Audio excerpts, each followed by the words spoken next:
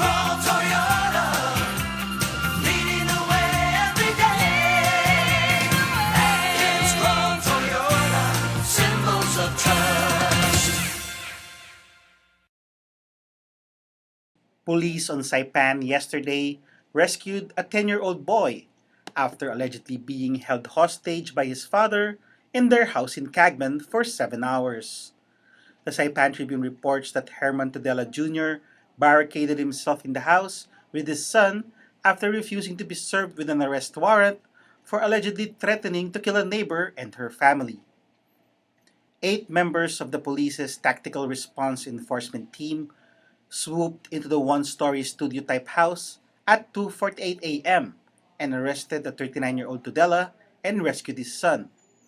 Both were sleeping when police barged into the house. No gunshot or explosive was fired during the rescue operation, and police recovered an airgun near the door.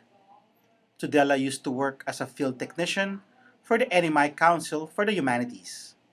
Superior Court Associate Judge Joseph Camacho imposed only a $2,000 cash bail on Tudela for probable cause as to the charges of resisting arrest and obstruction of justice. He ruled that no kidnapping occurred, as witnesses said even Tudela's son was protective of his father. Mark Rabago, PNC News, Saipan.